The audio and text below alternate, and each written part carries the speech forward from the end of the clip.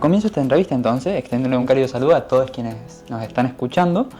Mi nombre es Bruno Fraticelli y me encuentro aquí en la biblioteca de la Facultad de Filosofía y Humanidades de la Universidad Nacional de Córdoba como miembro del comité editorial de la revista estudiantil Polifóniques y como coordinador del próximo dossier de esta revista. En esta especial ocasión tenemos la alegría de contar con la presencia de la doctora Lidia Becker, quien nos visita desde la Universidad de Mannheim, Alemania. Quien muy amablemente ha accedido a dialogar con nosotros en esta especial ocasión. Entonces, muchas gracias Lidia por convidarnos con su tiempo y con su presencia. Y para comenzar me gustaría preguntarle un poco por su trayectoria. ¿Cómo fue que llegó a trabajar con la glotopolítica? Sí, bueno, saludos, muchos saludos a todas, todos, todes desde Córdoba. Es mi primera vez en esta ciudad y tuve una acogida muy cálida, muy calurosa ayer. Tuve una charla con una discusión también súper interesante, muchas preguntas. Creo que vamos a retomar algunas de esas preguntas ahora en esta entrevista. Sí, la glotopolítica, tengo que hacer como un listado de etapas. Yo estudié romanística con la especialización en español en Rusia, en mi mi país, entre 96 y 2001, es decir, en la Rusia postsoviética, ya algunos años después de la caída de la Unión Soviética. Y después salí, continué en Alemania y cuando surgió la cuestión de si doctorarme o no y si me doctoro, entonces sobre qué tema, pensé en temas como lexicología histórica, etimología onomástica, que conocía desde mi trayectoria en Rusia. No tuvimos mucha sociolingüística, no sabíamos mucho sobre América Latina, sobre los contextos, muy poco, en un país tan alejado de América Latina. Entonces fueron estos temas que me parecieron bastante más interesantes que la gramática, por ejemplo. Y después busqué en Alemania, localicé a un profesor en Treveris, me doctoré sobre estos temas, onomástica histórica medieval. Y después ya en Treveris descubrí que existían otras lenguas españolas, otras lenguas de España, como por ejemplo el gallego. En Treveris todavía, creo que ya no existe el centro del gallego, de los estudios gallegos. El primero en Alemania y creo que el primero fuera de Galicia, incluso fuera de España. Y de Galicia después hizo un salto hacia América Latina, porque para una publicación me miré los desarrollos del gallego, el catalán y el español argentino en el siglo XIX. Entonces descubrí la ortografía, la reforma ortográfica de Sarmiento, temas como separatismo lingüístico, entre comillas, y nacionalismo lingüístico. Me interesó esta unidad, nación, cultura, lengua. Y con ya 30 años comencé a avergonzarme por nunca haber estado en América Latina, como hispanista ya con algunos años, con un doctorado. Entonces fui a Argentina. Esta fue porque conocía de la literatura y los contactos que me proporcionaron fueron Roberto Bain, después Roberto me presentó a Elvira Arnoux. Y cuando conocí la glotopolítica descubrí lo que me había interesado desde siempre, más o menos, y ahí me quedé.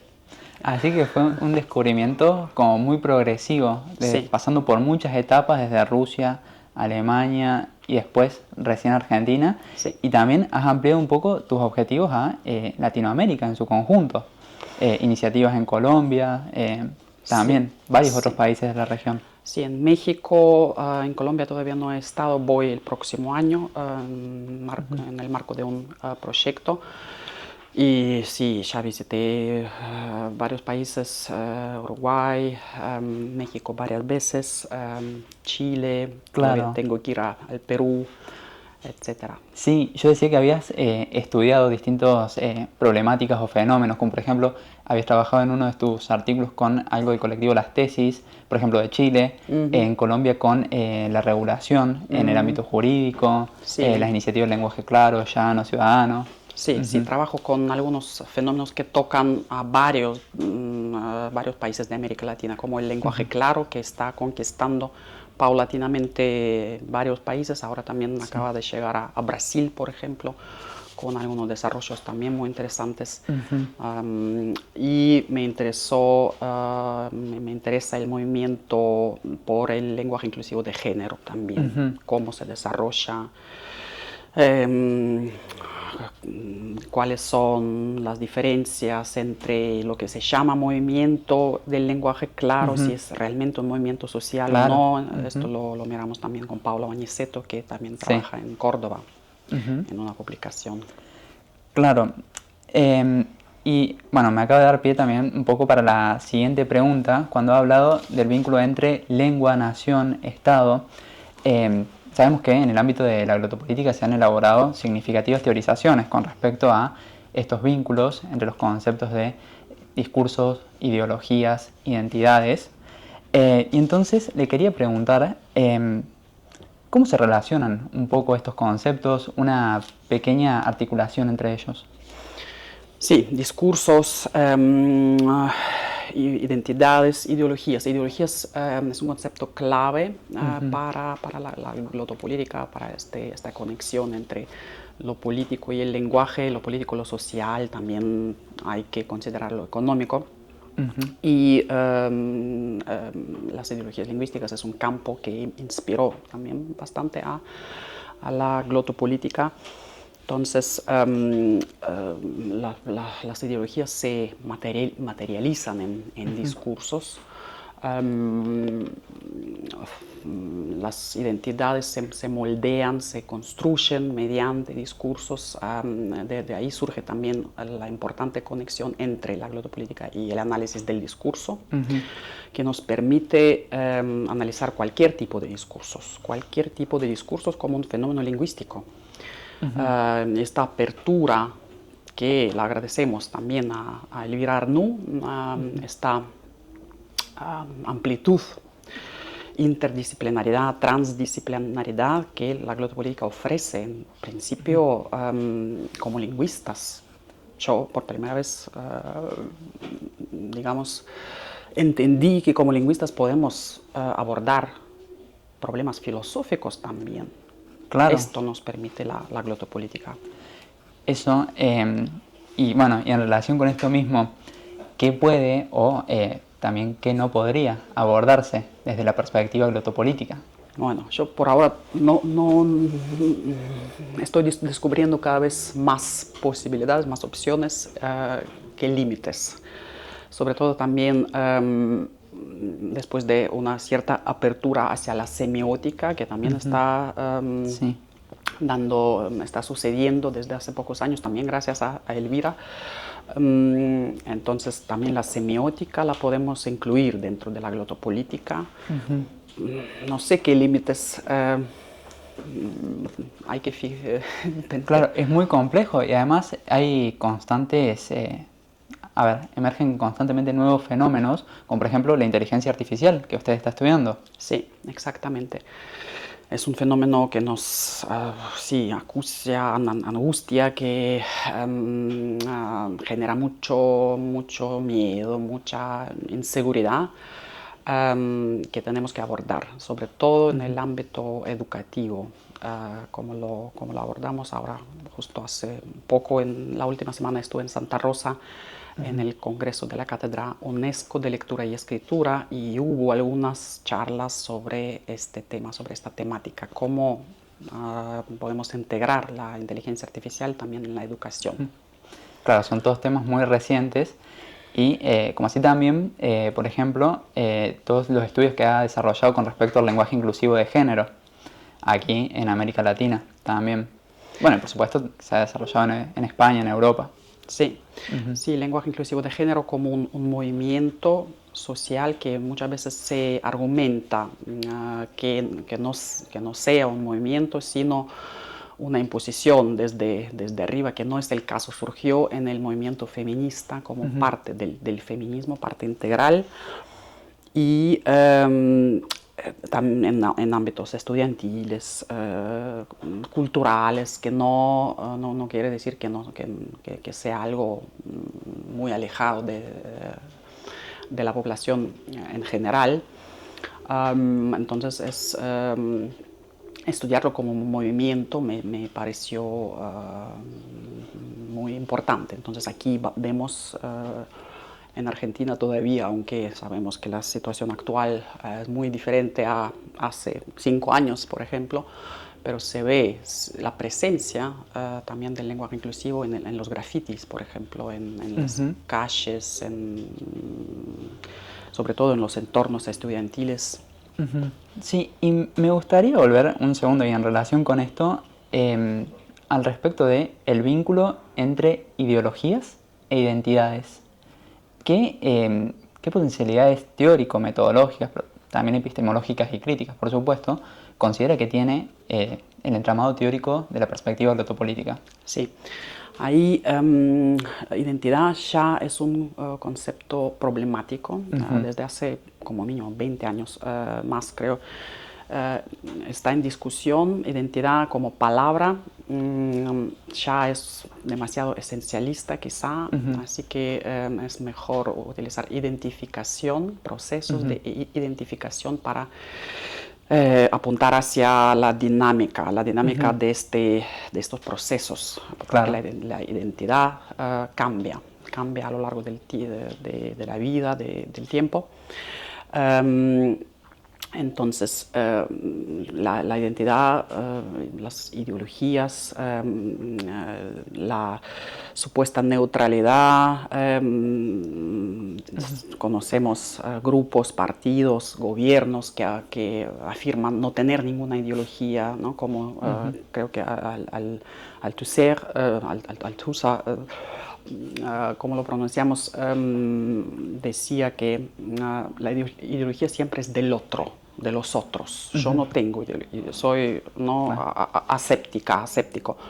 Entonces, estos procesos, estudiar estos procesos también, identificar las ideologías donde se afirma que no están, me interesa mucho.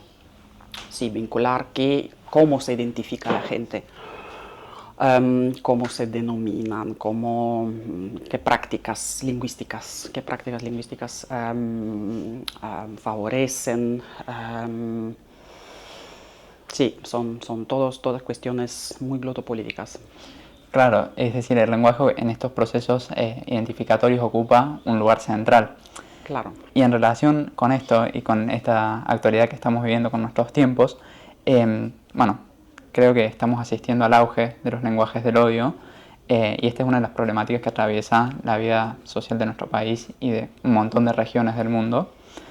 Y en este sentido, y en relación con los últimos estudios que ha desarrollado, quería preguntarle cómo considera que pueden estudiarse estos lenguajes del odio desde la perspectiva glotopolítica y qué relaciones existen entre lo que distintos investigadores han llamado como una descentralización, una regulación, término que usted prefiere, que puede explicar esta diferencia, normativa y la proliferación de estos lenguajes del odio. Sí, estamos viviendo en los tiempos, digamos, interesantes.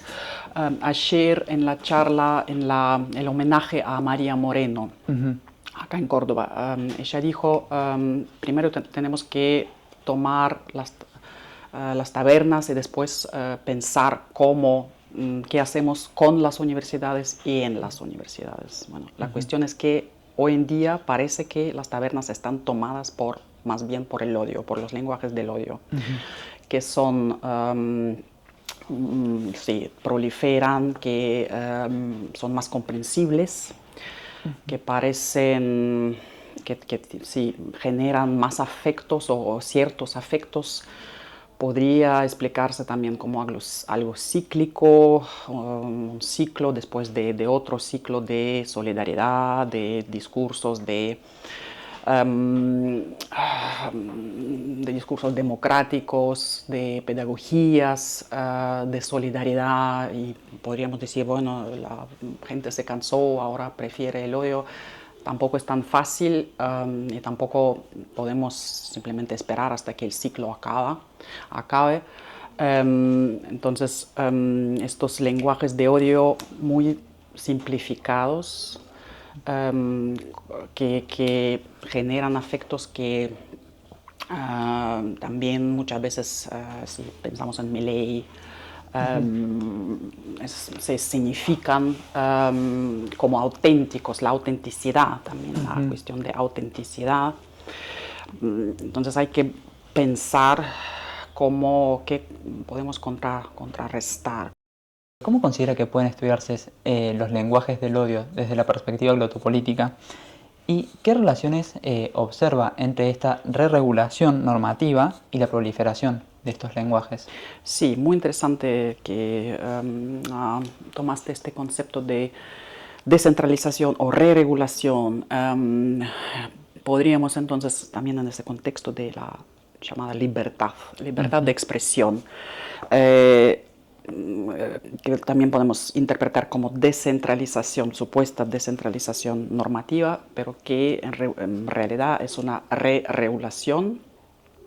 Son justamente investigadores argentinos, Mastrini y ya no me acuerdo del segundo nombre, investigadores de medios que me inspiraron en revisar el concepto de desregulación y convertirlo en re-regulación con ellos.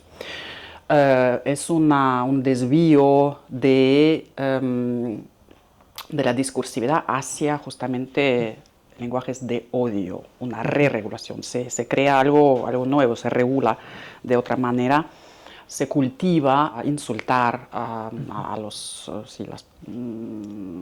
grupos más vulnerables, más expuestos también a este tipo de tratamiento. Pasamos a las tabernas virtuales, las tabernas digitales, que Sí. Esta metáfora ya no nos podemos imaginar como en el siglo XIX, a principios del XX. La gente que está en tabernas y discutiendo sobre la política se está haciendo en las redes, en el Internet, con las tecnologías digitales de comunicación. Y es un espacio para amplificar, para intensificar estos lenguajes de odio. Se está cultivando otra vez, desviando esta discursividad hacia una simplificación, brevedad. Por ejemplo, cuando me miré los portales como TikTok o Instagram, la discursividad, los enunciados son muy breves. No siempre la brevedad significa simplificación o simplicidad. También hay aforismos, hay enunciados muy complejos y muy breves, pero en términos cuantitativos, sí, la brevedad propicia simplificación, una simplificación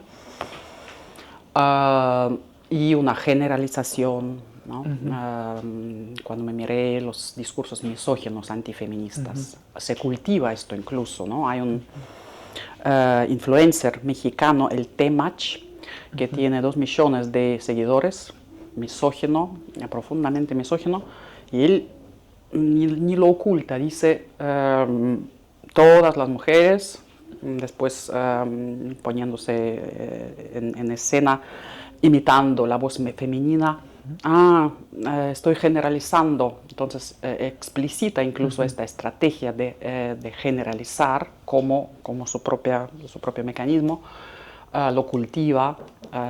Bueno, así funcionan, como un ejemplo, lenguajes de odio en las redes.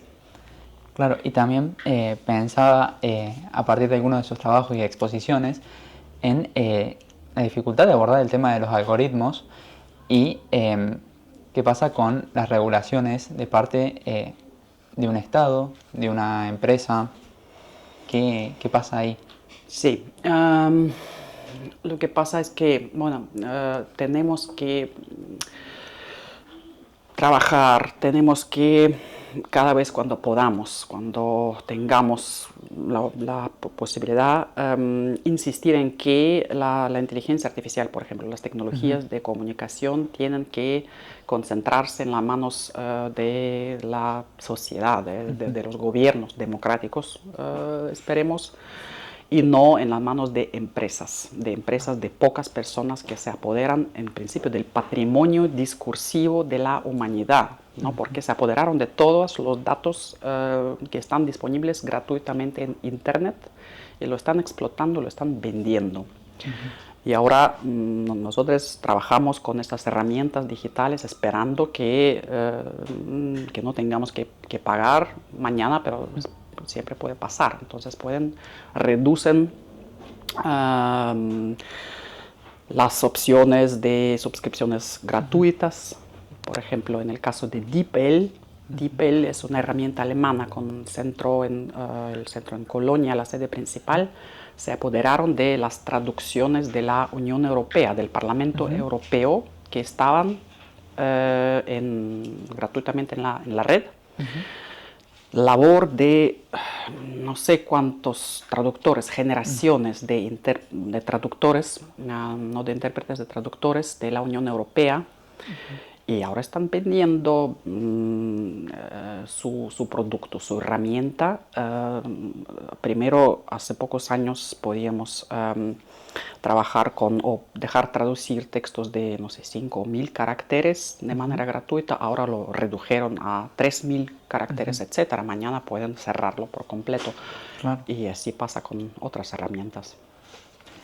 Y bueno, ya que estamos hablando un poco de virtualidad, quería preguntarle, con esta problemática, usted y también Ivette Warqui, quien va también a participar de esta entrevista, esta invitada, siguen de cerca las intervenciones de las tecnologías digitales del lenguaje y las prácticas de simplificación, que un poco ya hablamos, en este mundo globalizado en el cual nos encontramos todos. Y en esta línea queremos preguntarle, ¿qué lugar ocupan en nuestras sociedades estas tecnologías digitales del lenguaje? ¿Con qué intereses, un poco ya lo charlamos, conectan estos efectos de homogeneización y simplificación que se destacan en los estudios glotopolíticos más recientes, incluidos los suyos? Sí. Sí, Ivette es una muy querida colega con que seguimos trabajando y justamente ahora estamos pensando en una cooperación entre Berna, Mannheim, Buenos Aires, Córdoba, en Argentina, sobre el tema de la inteligencia artificial, creando una red de pensamiento. Yo empecé, por ejemplo, a trabajar sobre la simplificación, me inspiró otra vez Elvira.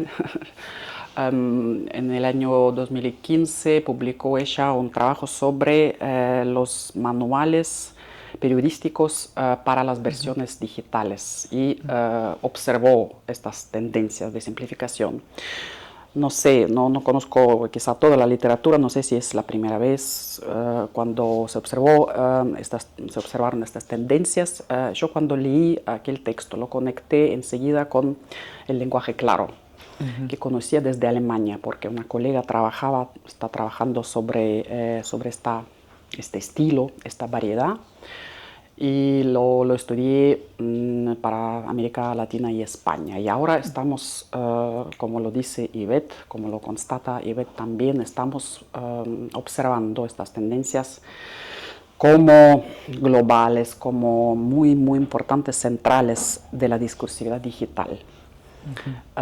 Aunque también estamos viendo la inteligencia artificial también puede producir, claro, textos bastante complejos. Depende de los prompts, de qué tareas le damos, entonces también puede ser creativa, ¿no? Ayer hablamos de una expresión bastante creativa, músculos de duda, que ya no me acuerdo de la herramienta. Sí, crean también metáforas de este patrimonio común de la discursividad que tenemos que tienen a su alcance los creadores de estas herramientas. Pero en otros ámbitos de la digitalidad, de los mundos digitales como TikTok, Instagram, que tienen una popularidad muy alta entre los jóvenes, sobre todo, se está fomentando mucha brevedad, demasiada brevedad, facilidad, simplicidad. Y claro, también otras formas de discursividad visual, como memes, también tenemos que ocuparnos más de eso.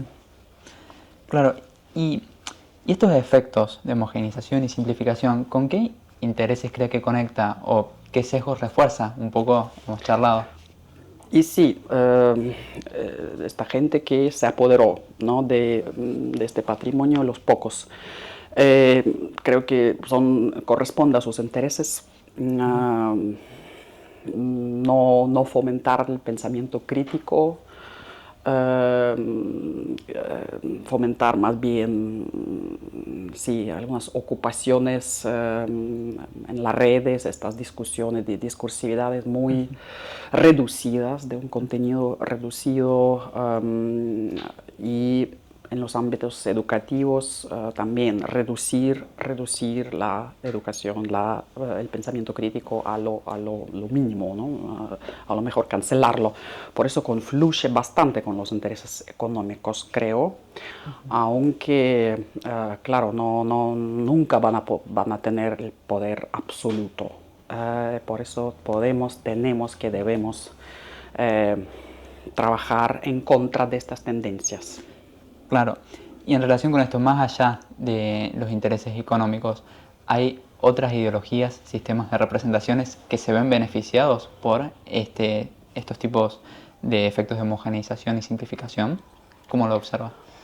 De simplificación. En principio, cualquier fenómeno discursivo lingüístico puede ser utilizado con objetivos diferentes, con objetivos también potencialmente opuestos. Entonces, vi algunos pocos ejemplos de una apropiación de la simplificación del lenguaje claro, por ejemplo, por asociaciones, por una iglesia en Chile, iglesia inspirada por la filosofía de teología. ¿Cómo se llama? Teología de liberación. De la liberación. De la liberación, exactamente, que en un cierto momento consideraron el lenguaje claro como un instrumento de acercarse al pueblo. Entonces depende de cómo lo concebimos.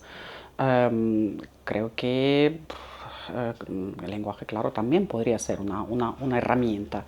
La claridad, perseguir la claridad también en la divulgación científica, por ejemplo, ¿no? Divulgación, popularización son ámbitos muy cercanos al lenguaje claro. Por eso, sí, es también posible utilizar el lenguaje claro con objetivos opuestos. Y justo me acaba de dar pie para la siguiente pregunta. ¿Cómo estos procesos de los cuales venimos charlando intervienen en los procesos de identificación, a su vez? Sobre todo en la construcción de subjetividades, tal vez un término que queda un poco anticuado, que bueno, hasta el día de hoy han estado caracterizados por la imprevisión y la pluralidad. Subjetividad no es nada anticuado, es que tenemos que concebir el sujeto, subjetividad de nueva manera, porque el sujeto ya no es únicamente humano, sino incluye esa hibridez humano-máquina. El ser humano-máquina, según los postulados posthumanistas, también nos tenemos que pensar como Cyborgs. Parte de la naturaleza, cyborgs también. Entonces las subjetividades híbridas que estamos viviendo, que también tienen un gran potencial, creo, a pesar de todos los riesgos, La cuestión de autoría, por ejemplo, es muy importante porque nos da la posibilidad de pensar las polifonías de otra manera, de dejar de insistir en la autonomía del sujeto.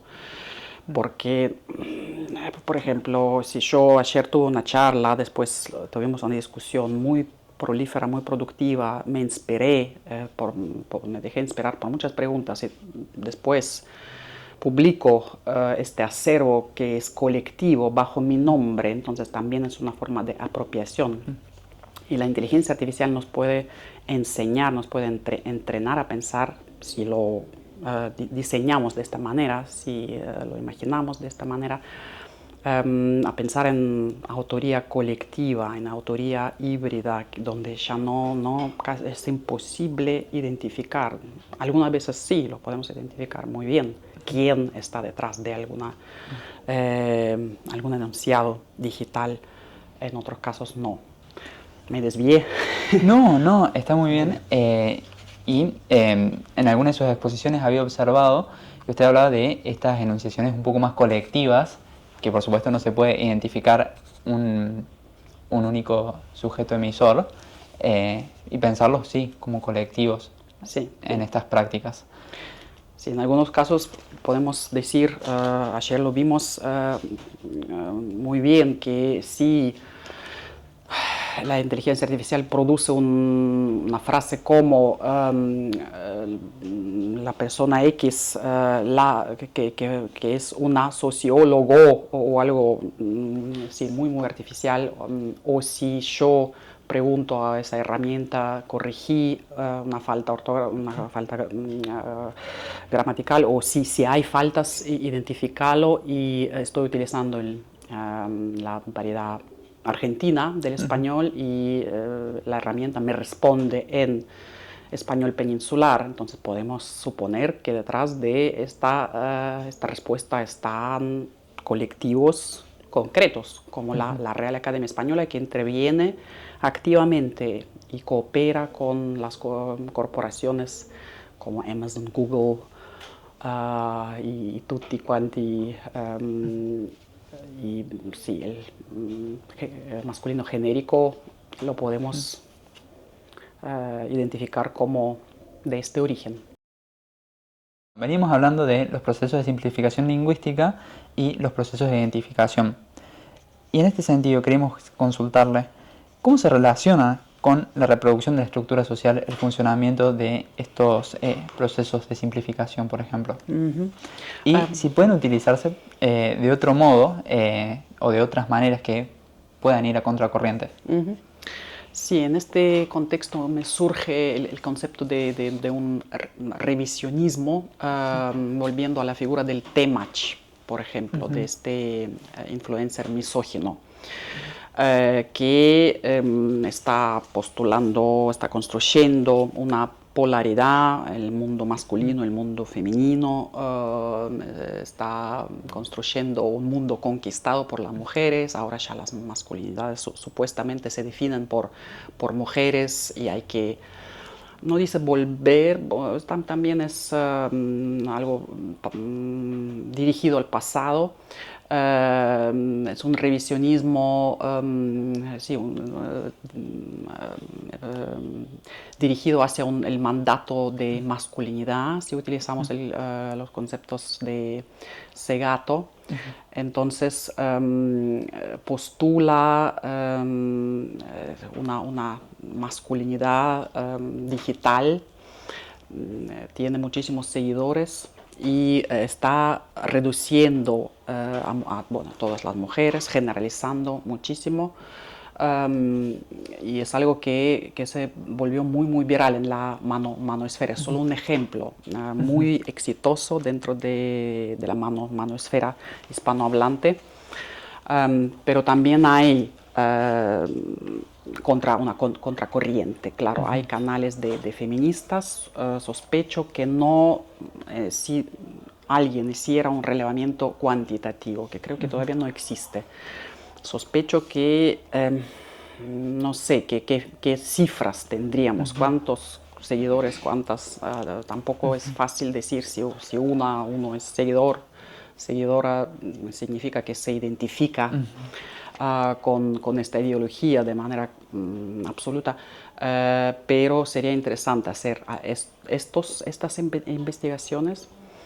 Entonces se utilizan estas herramientas, las tecnologías digitales, los canales, las redes también para otro tipo de discursos. Discursos feministas, hay revistas con comentarios, con foros, hay canales en YouTube, en Instagram, etc. Y podemos, como mínimo, intentar con lo poco que tenemos, este es el problema, los pocos recursos que tienen estas contracorrientes. Podemos intentar lo poco que es posible.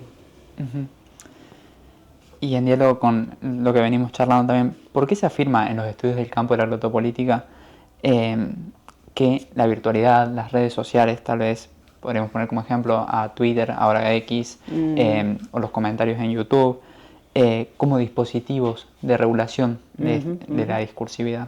Sí, muy interesante también el tema de la regulación. Me miré comentarios online de periódicos, de ciertos periódicos, algunos más serios como Die Zeit en Alemania, por ejemplo, Página 12 en Argentina, y un portal de noticias francés. Entonces comparé, es posible ver cómo filtran, cómo regulan los comentarios. Algunos los cancelan, algunos periódicos se decidieron por cancelar los comentarios, ya no tienen el problema, porque cuesta mucho el filtrado, la moderación manual aún más. Entonces hay que desarrollar políticas de regulación. Esto conduce a, si un periódico filtra lenguajes de odio, eso conduce a nuevas formas implícitas de odio, de insultos semánticos, como por ejemplo no pronunciar feminazi, pero a producir una asociación con este concepto, que no se puede filtrar. Claro. Es lo que vi en estos comentarios. Y al revés, si por ejemplo X cancela toda filtración, o hace otro tipo de filtración, no lo sabemos, no nos dice, ¿no? La supuesta libertad. Entonces, también es una, como ya acabo de decir, re-regulación, cultivo de lenguajes de odio, y hay que investigar. Yo con X no tengo experiencia, habría que investigar qué pasa en estos ámbitos, en estos contextos. Hay unas hiperproducciones, después se calma. ¿Qué procesos dinámicos, qué pasa con este tipo de ausencia de filtrados u otros filtrados? No lo sabemos cómo sí. Tenemos muchas tareas por delante. Muchas tareas. Y un poco charlamos con esto y es sumamente difícil de abordarlo, pero ¿tiene alguna consideración acerca de qué sucede con estas normas implícitas, como por ejemplo cómo volverse viral, o bueno, qué es aceptable o no, si va a pasar o no estos filtros, o estas normas explícitas, como por ejemplo cantidad de caracteres que tiene un mensaje que llevan a simplificar y a condensar la producción de un enunciado?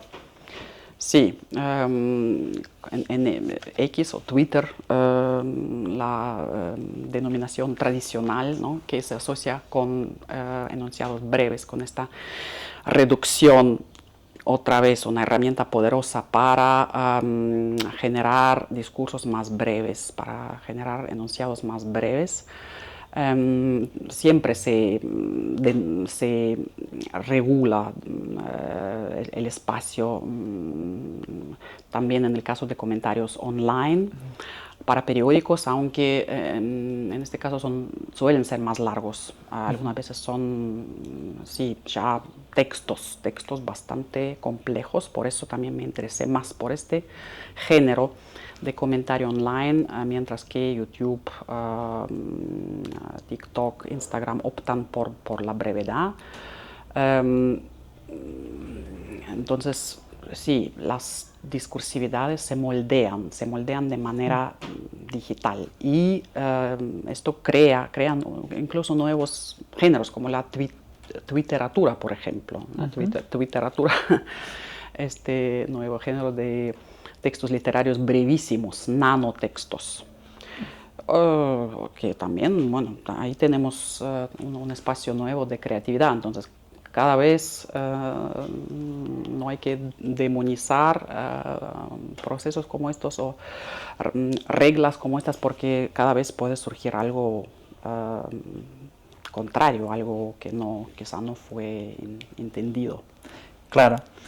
Y en relación específicamente con esto, ¿cómo, con esto último que menciona, cómo se puede disputar el capital simbólico tal vez para lograr otros principios de visión y de división que nosotros desde este campo podríamos pensar más justos, más equitativos, esto en términos burdesianos, que escapen, como usted dice, a las amputaciones o mutilaciones cognitivas y sociales en un artículo que ha publicado recientemente en otra revista de nuestra facultad, que es Heterotopías? Sí, justamente en el marco de este dossier dedicado a la tecnocolonialidad, el lenguaje fue fundamental no solo concentrarse en la colonialidad, en los efectos de la tecnocolonialidad, que son enormes, pero también hay intentos, hay propuestas a contracorriente muy importantes desde las comunidades indígenas, por ejemplo, las comunidades feministas de diferentes colectivos, ciberfeministas. Entonces, sí, podemos. Ayer surgió también una idea de un hackathon con la inteligencia artificial, crear una red y intentar generar ciertos prompts entrenando a estas herramientas, aunque nunca sabemos si son esas herramientas que pertenecen a pocas personas, a las corporaciones en Silicon Valley. No nos va a aportar quizá tanto. Sería mejor trabajar en un diseño totalmente nuevo, en nuevas herramientas desde cero, creadas por colectivos, por comunidades con ciertos principios éticos, pero faltan recursos para ello. Con lo poco que tenemos, intentar alcanzar algo comparable al mismo nivel es muy difícil, pero bien, igual hay que seguir resistiendo, luchando y buscar alianzas con, por ejemplo, la informática, con el derecho y otras disciplinas, otros ámbitos que nos podrían ayudar.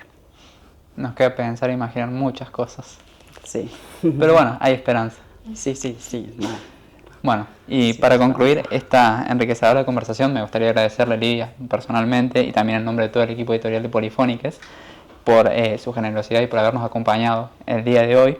Y ha sido un verdadero placer y un honor poder escucharla y conversar con usted. Así que muchísimas gracias. Muchísimas gracias, Bruno. Muchas gracias a todo el equipo. Un gran placer estar en Córdoba. Estoy aprendiendo mucho estamos generando conocimiento común y voy a volver seguramente otra vez. Me alegra. Gracias. Qué bueno. Gracias, Lidia. Gracias. No puedo dejar de invitar a todos a quienes nos han escuchado a leer la entrevista completa que será publicada en el próximo número en Polifónicas, en la cual vamos a reflexionar no solo sobre estos interrogantes, sino también sobre muchos otros, y vamos a conocer los valiosos aportes de los demás investigadores. También nos gustaría agradecerle a Planearte Audiovisual por la filmación y la edición de este hermoso contenido y a la biblioteca Elme Colmeyer de Estrabó por prestarnos el espacio para realizar esta conversación. Sin nada más que agregar, nos despedimos de todos quienes nos han escuchado atentamente. Muchas gracias a quienes se quedaron hasta el final.